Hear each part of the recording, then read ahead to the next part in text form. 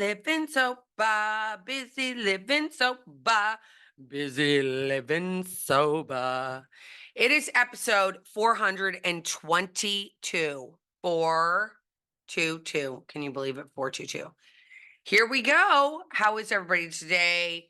It is Wednesday, February 28th. It's a leap year. No, it's not. The 29th will be the leap year, I guess. There are always 28 days in February. It's just this year that there's 29 days, right? Isn't it a leap year? Isn't that what they call it, a leap year? I'm fixing my camera or my lighting if you're watching this on YouTube, which many people don't watch on YouTube. A lot of people just listen to it. But here we go. If you're here for the first time, welcome. And if you're back, so good to see you. So glad you're here. I'm so happy for all of the people that write to me on DMs and the people that send me emails. I have a new friend in Idaho. Hey there to him. Hey, I'm not going to call out his name because I told him I wouldn't, but I just said I'd give him a shout out. And I'm sporty girl today. I'm wearing my sporty clothes. I'm about to go on a walk.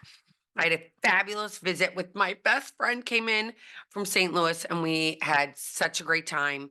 We did so many fun things and it's so nice because we're both sober. So there's like no craziness that goes on. It's just like fun, fun, fun and laughs, so many laughs. And we went to college in Washington, D.C. and there was a Houston's restaurant and there's a Houston's restaurant right here down the street in Boca Raton, Florida. And we went there and it was like old school day. Like we ate all this food that you were just, oh my gosh, it's been so fun. And it's been, wow, it's just been so amazing. And the weather, I just have to tell you, if you're in South Florida, or if you're thinking about coming to South Florida right now, the weather is like literally, it's like billboard weather. I mean, it's like beautiful. It's so nice out.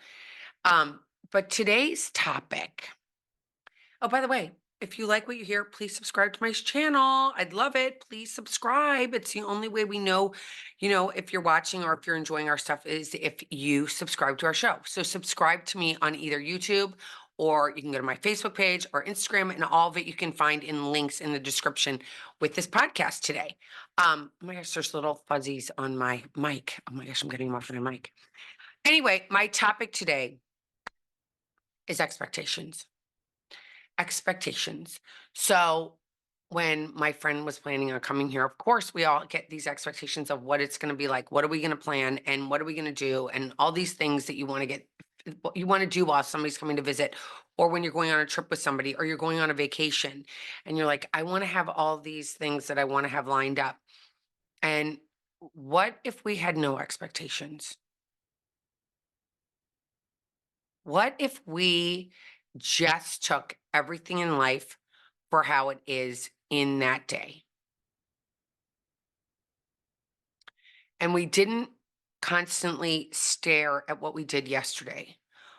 And, in my 12-step rooms, they call it the wreckage of our past. Like, what if we didn't spend so much time staring at the wreckage of the past, the people that we had hurt in our past, our family members, our spouses, ex-spouses, ex-in-laws, all these things, because let's face it, unfortunately, 60% of people are divorced. So a lot of people have ex-people.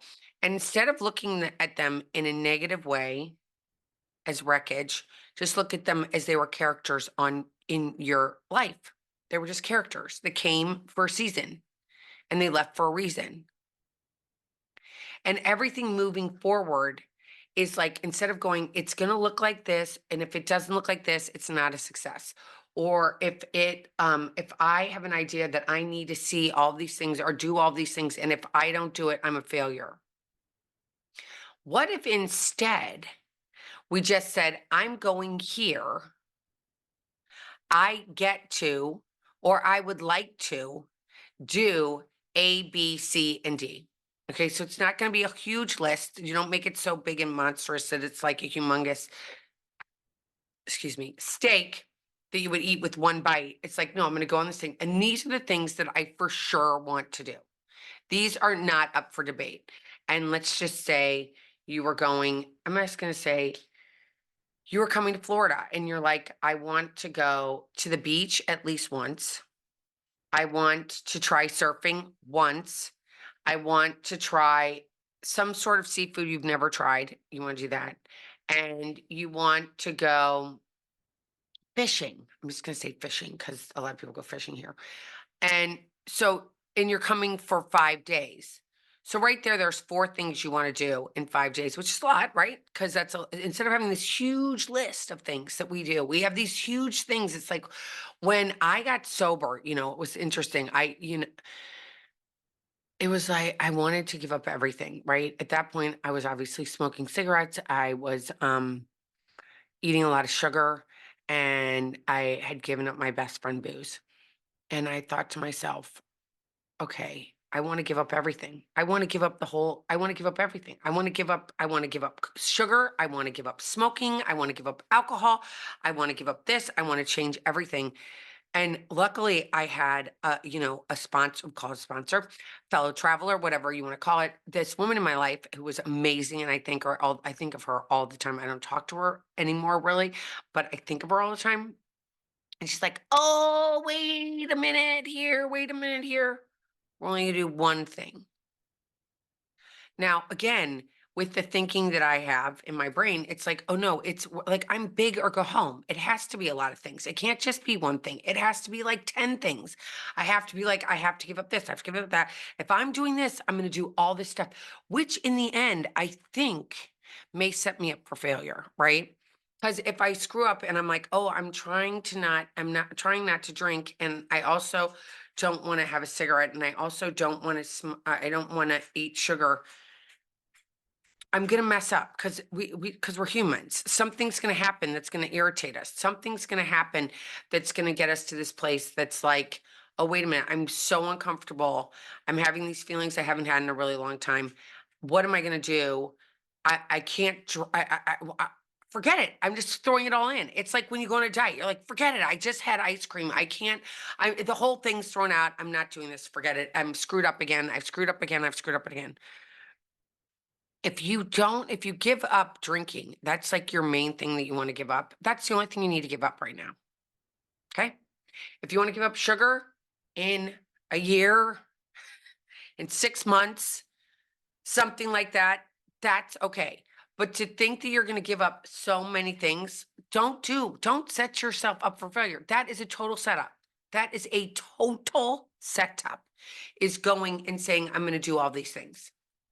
All right. And we beat ourselves up. And I'm punching myself if you're not watching me on a video.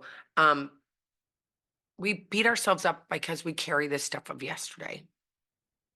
All these things that happened, and they've already happened.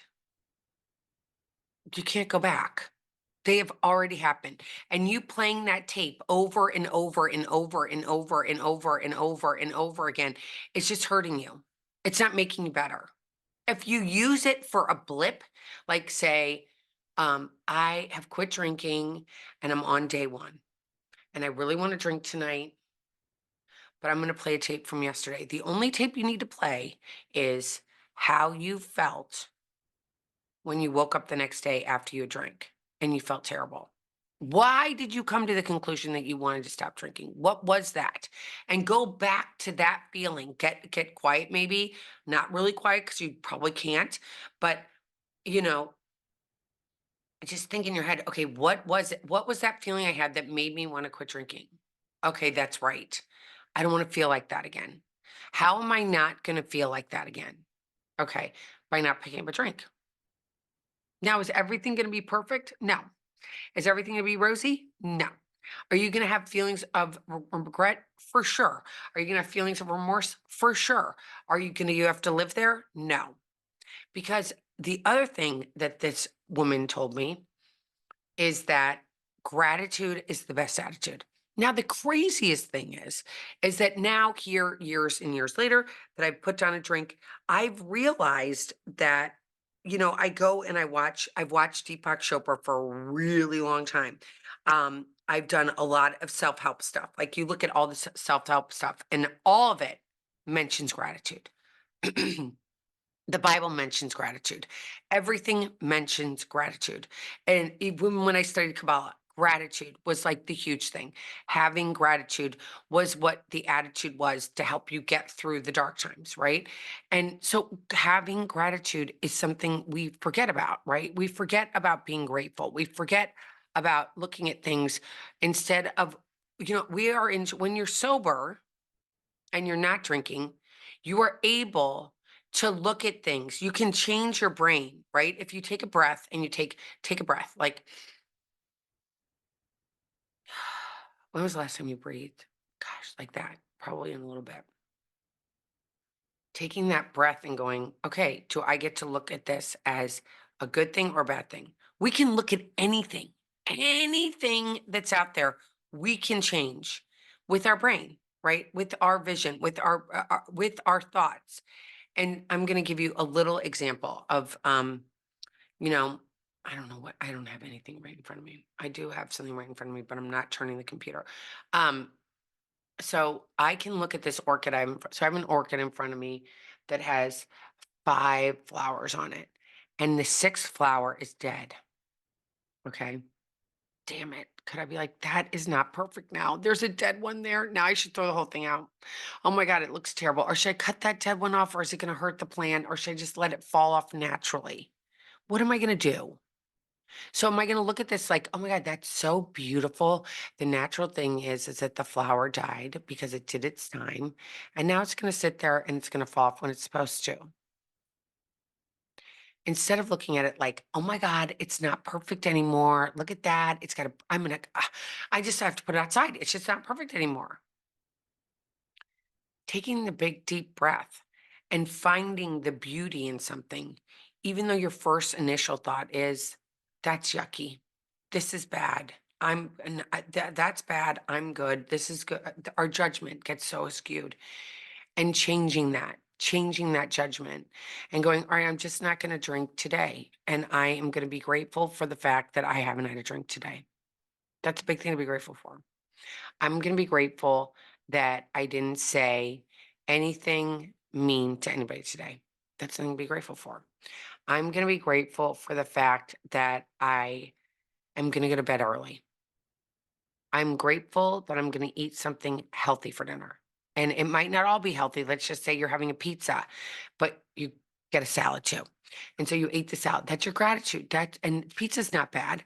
But again, it's like, how are you going to change your thinking and the expectations that everything that we are going to set out to do is going to happen? And if it doesn't, we said it's all shit.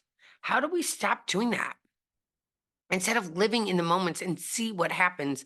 I'm going to give you a crazy example. Excuse me. I've had that cough. You heard me last week with the cold and I still feel congested. But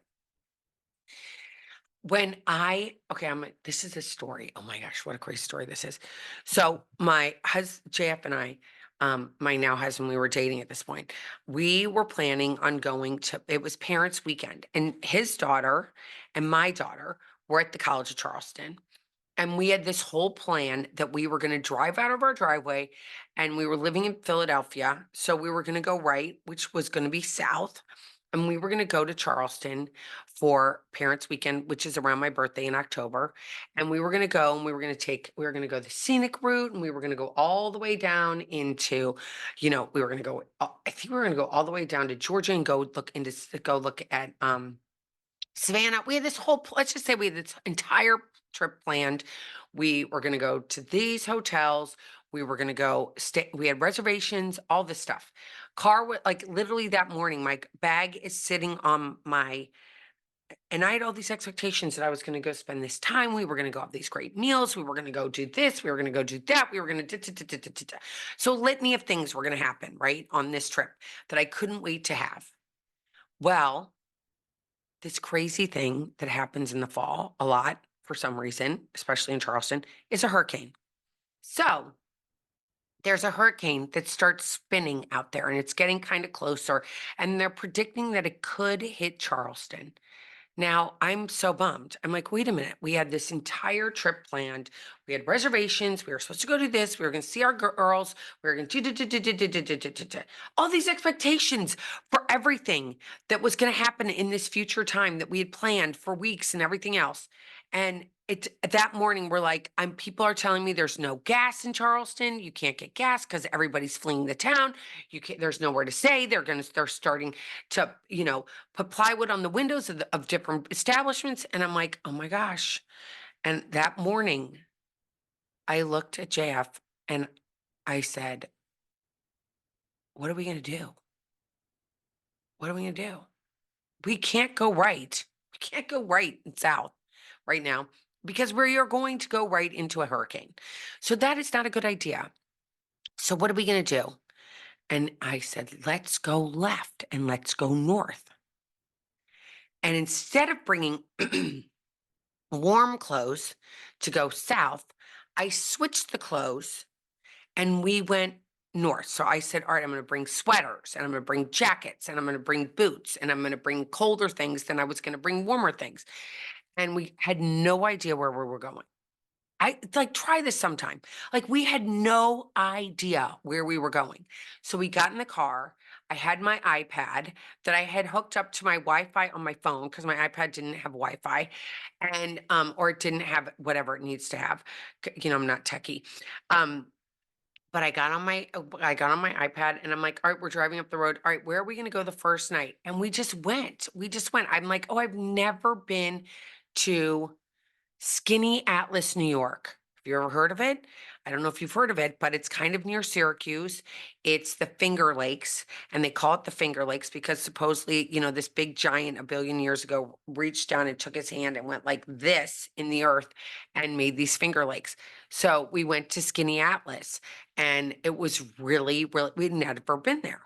Then we went to like Lenox, Massachusetts, never been there. We ended up going, and this is again peak season in the fall. This is pre-COVID.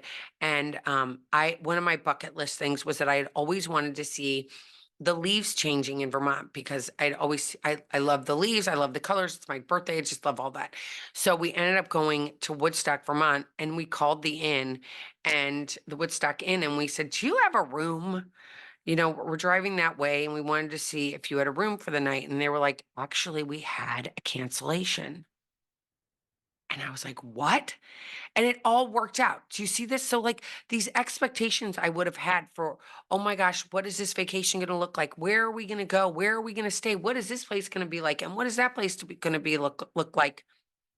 It wouldn't have had the most joy that it did because it was just a little adventure.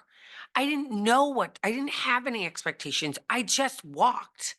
Like if we are on our life journey and we just continue to walk and walk and walk and walk and just go, I have to be in charge of my thoughts. I have to be in charge of what I think it's going to look like. It might not look like that. It might not look like that. And in the moment, it might look really bad. And then in the future might look back and go, that was really good. Do you know what I'm saying? It was just like, when I got sober, I was like, this is going to be the worst thing I'm ever going to do. I have to go into those rooms because, of course, I knew what a 12-step room was because I had people in my life that had been in 12-step rooms. So I knew what they were. It was so scary to me. I didn't want anything that it was. I was like, this is not what I want in my life. I don't want to do this, but I had no option. There weren't a lot of options in 2006 on how to get sober. There was not Sober Curious. There was not all these movements, other movements that were around that you could go and participate in. It was like, really, that was it, was 12-step, was AA. And my expectations for that were like, this is going to be the worst thing I'm ever going to do. This is worse. This is the scariest thing ever. This is going to change everything. But now looking back, I'm like, if I hadn't done that, if I hadn't gone to that thing that my expectations were so fearful and so scary, if I hadn't done that, I would never have gotten to where I am now. I mean, if I had just said to my inner self, Elizabeth, this is going to be fine. Stop being so scared. Relax, breathe. I have to have faith. I have to have faith that this is all going to work out. I know so many people that have gone so many times before me, and I'm just going to do it anyway because they all actually seemed happy. They didn't grow horns. They didn't grow a tail. They didn't become some ogres. They actually were just their same selves, but with a big smile on their faces. I'm like, okay, I want to do that. Today, there's so many options for you. I mean, your expectation might be, what is my life going to be like without it? And that's our society that says we need alcohol to have fun. We need alcohol to be our definer. We need alcohol to be the thing that's going to make us fit in. We need alcohol to make us feel okay. But that's a big fat lie. We do not need alcohol to make us have fun. On the contrary, alcohol takes away all of our abilities to make choices. It takes all of our abilities to enjoy life. It takes all of our abilities to have real, authentic, relationships, family, all of that. Like our expectations of our life when we're drinking is kind of dark in a lot of ways. At least it was for me. It was so dark. And I felt like, oh my gosh, if I don't drink, my life's going to be terrible. And in fact, that was a lie. That was a lie. I had this new friend write to me, as I mentioned, from Idaho, and he was like, I've been drinking and I feel terrible. And he's been drinking for 3 years to the point that he just doesn't like himself anymore. And has had diagnoses like ADHD and these things that we think define us again. But, we're all humans. And when we have alcoholism, when we're in alcoholism and when we're drinking all the time, it's really hard for one to get a real diagnosis. We can't get a real diagnosis for anything until we've been clean for at least 90 days, in my opinion, because it takes a while to get alcohol out of our system. How can you really tell what's going on in your head if alcohol changes our DNA, right? It does things to our brain chemistry. And until we've gotten it all out of our system, can we really be at the place where we were when we were kind of not born? Because we all at this point in our lives have done things to ourselves, I've smoked, I've done eaten shitty food. Whatever. I've done things that are like probably not the greatest things for me, right?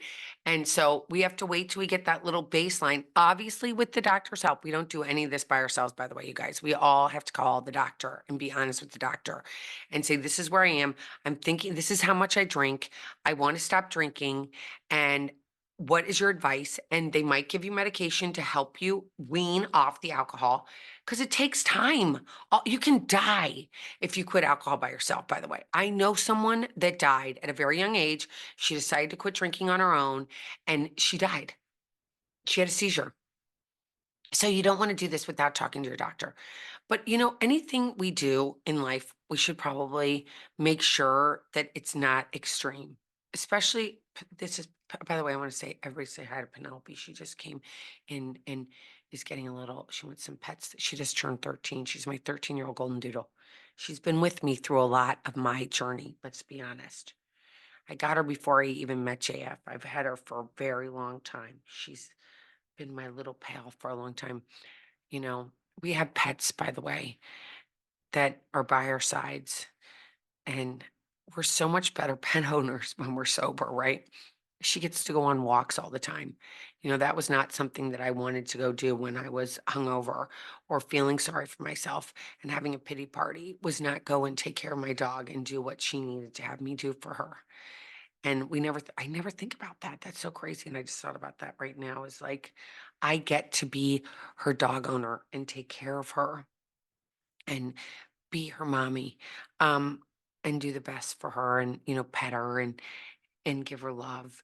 And the best thing about pets is like their unconditional love towards us is just like the best thing ever. It's like you walk in the door and they're so happy to see you, as I digress. But when we go and we make these decisions and we make these choices and we have these expectations of what we think things are going to be, they're pretty much wrong. And you know what they blind us from? The ability to have joy. Because we think it's going to be like this. We think things are going to be like that. That's like my simple brain. I can just say for myself, that's like my simpleness. That's my inability to be humble and to be able to say, I'm just going to let this go and I'm just going to walk through this and it might feel uncomfortable, which it will. Change is always uncomfortable. Change is uncomfortable. That's a fact, but it's not going to kill you. Being uncomfortable is not going to kill you. Now, if you're chained to a wall and somebody's beating you, now that's uncomfortable. I think that's never happened to me, but it sounds really uncomfortable. But I think that we literally put ourselves in these places that emotionally would feel like being chained to a wall. It would feel like being chained to a wall, having that feeling of like, it's going to be terrible. It's going to be so bad. It's going to be so bad. It's going to be so bad. I'm not going to be able to live. It's my life is going to be over. I'm not going to be able to have the joy that I had. I'm not going to be able to hang out with the friends I got to hang out with. I'm not going to be able to have this. I'm not going to be able to have that. And that's all just your head taking you down these terrible, terrible, dark places of not being truthful because you haven't gotten there yet. It's like when you're a little kid and they're like, you're like, I'm not going to try that sushi, or I'm not going to try this. I'm not going to have fish. That looks disgusting. I'm not going to eat that chicken. When you're like a little kid and your mom makes you dinner and you're like, I'm not eating that. I'm not eating that. And they're like, come on, try it, try it.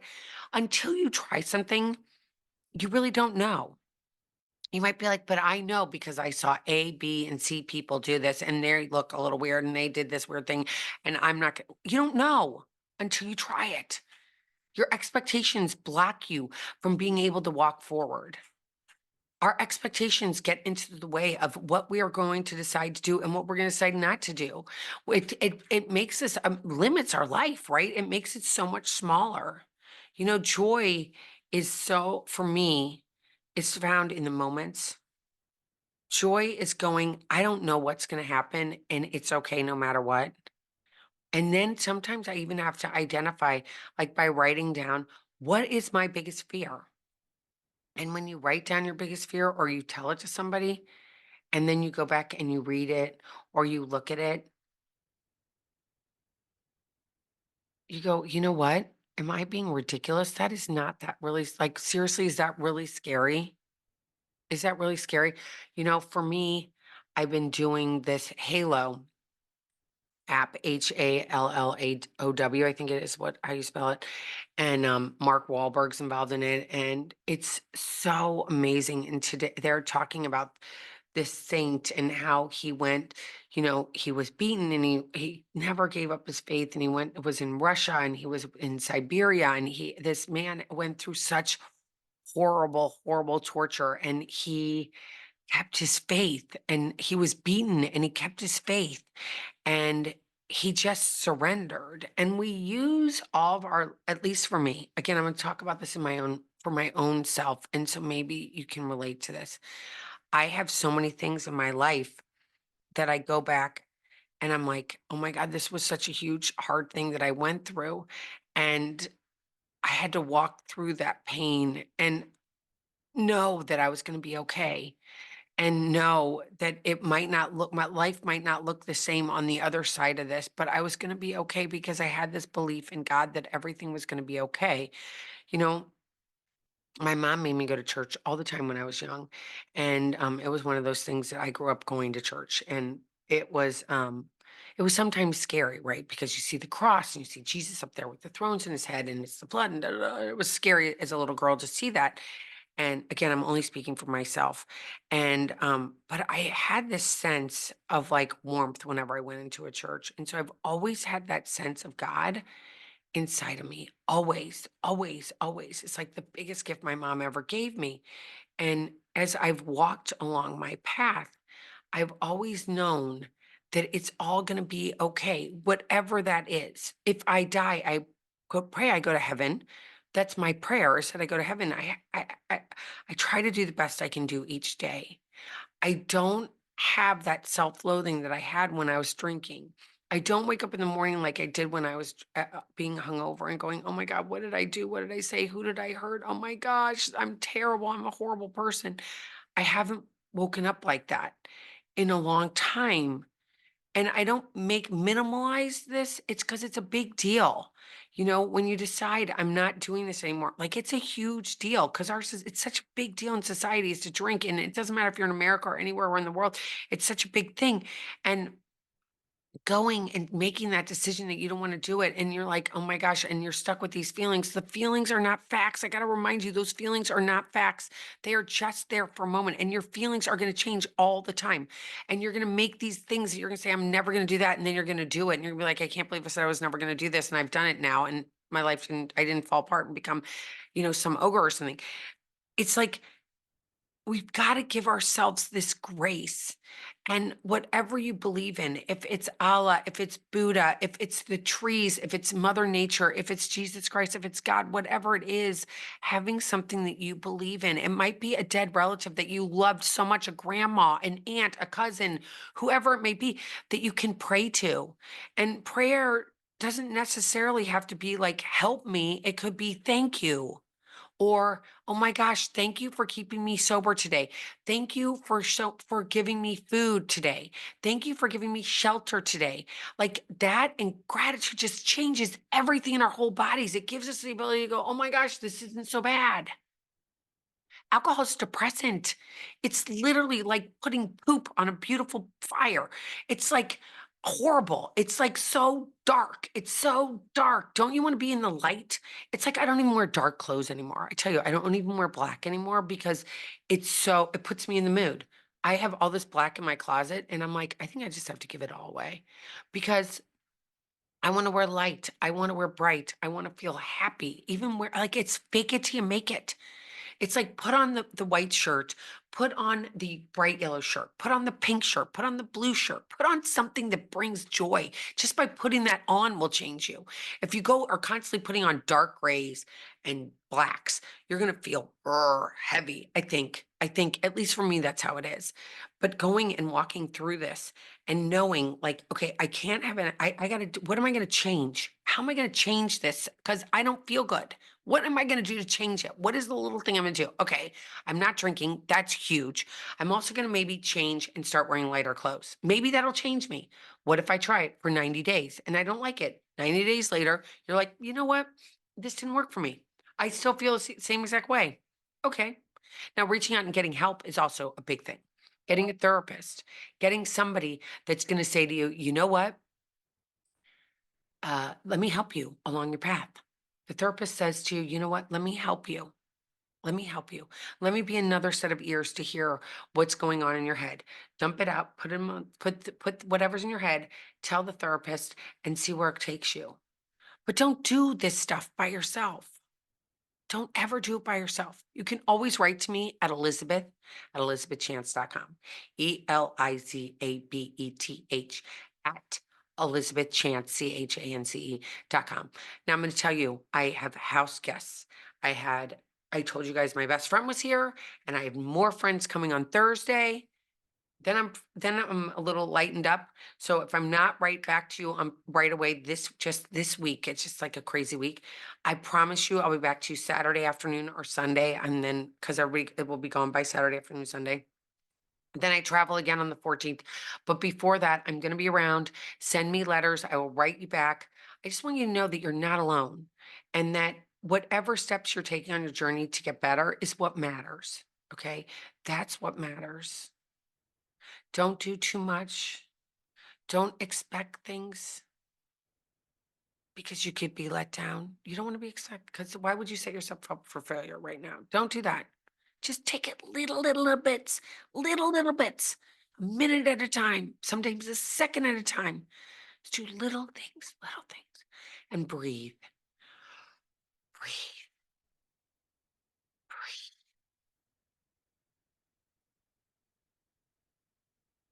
breathe. Know this, you are not alone. I'm going to keep saying that you are not alone. You want to think you're alone, but you're not. I can tell you this, I've been in a house full of a bunch of people, and I've never felt so alone. And I was around all these people. So it's obviously about me and what's going on in my head and figuring that out and going, okay, for today, I'm not going to have an expectation. I'm just going to take things as they come.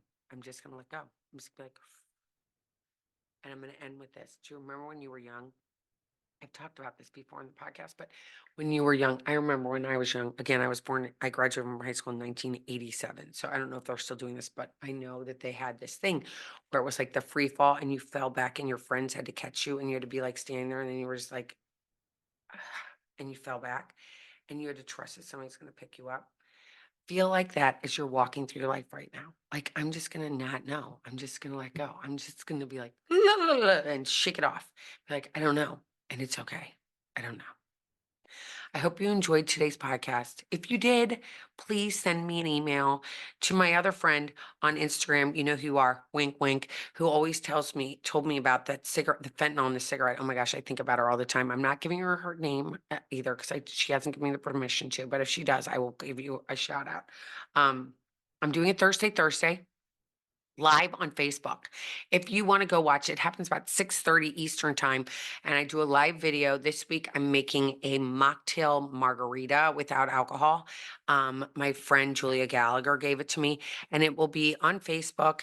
And my name on Facebook, I just have to make sure this isn't this crazy. I don't even know my official name is is it's under Elizabeth, Eliz, Busy, Bizzy, Chance, Chance, Elizabeth Busy Chance.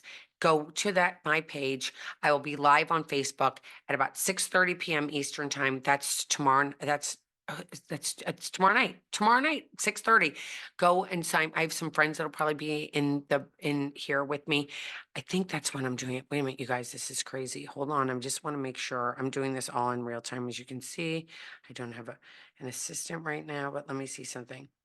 Let's see. What do I have? What time is it? Oh, I'm probably going to go on at 6:15. It won't be 6:30. Just look for me. If you're on Facebook and if not, it's going to be recorded. You can find it on there afterwards not live. But if you want to go live, it's going to be at 6:15 tomorrow night and not 6:30, 6:15 tomorrow night. I'll be live on Facebook making a fun mocktail with some friends in town that are also sober. And you guys just don't have any expectations. And if you haven't drank today, be really proud of yourself and keep living. You guys keep living life. Get busy living sober. Like, get busy living a sober life. Like, don't focus on the drunk life. Focus on the sober life and all the exciting things you get to do, and be grateful and have some excitement because life is so good, especially while you're above the ground. Just enjoy it. Mwah. Sending big kisses, big love. And until next time, everybody, keep getting busy, living sober. Subscribe to my channel, please. By the way, subscribe, share it with your friends. Bye. Take care.